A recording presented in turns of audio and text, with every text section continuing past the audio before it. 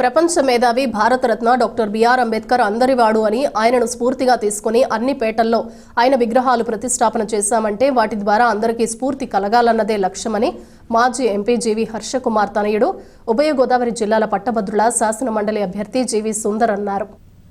75వ రాజ్యాంగ దినోత్సవాన్ని పురస్కరించుకుని స్థానిక గోకవరం బస్టాండ్ వద్దనున్న అంబేద్కర్ విగ్రహానికి సుందర్ తదితర నాయకులు పూలమాలలు వేసి ఘనంగా నివాళులర్పించారు. ఈ సందర్భంగా ఆయన మాట్లాడుతూ అంబేద్కర్ను స్ఫూర్తిగా తీసుకుని యువత బాగా చదువుకోవాలని, అప్పుడే ఆయన ప్రపంచ మేధావి కాగలరని అన్నారు. ప్రతి ఒక్కరూ అంబేద్కర్ ఆశయ సాధనకు కృషి చేయాలన్నారు. అంబేద్కర్కు కులం, మతం, జాతి లేదని, ఆయన అందరి వాడుగా ప్రపంచవ్యాప్తంగా కీర్తించబడుతున్నారని కితాబిచ్చారు. అంబేద్కర్ రాసిన రాజ్యాంగం వల్లనే నేడు ప్రపంచంలో భారతదేశం అతిపెద్ద ప్రజాస్వామ్య దేశంగా ఫరడవిల్లుతోందని పేర్కొన్నారు. కార్యక్రమంలో ఎర్ర రామకృష్ణ తదితర నాయకులు, యువత పాల్గొన్నారు. అందరికీ కూడా కాన్స్టిట్యూషనల్ డే శుభాకాంక్షలు తెలుపుతున్నాను. మరి అంబేద్కర్ అంటే రెండు ముక్కల్లో చెప్పాలంటే సింబల్ ఆఫ్ నాలెడ్జ్ అంతే.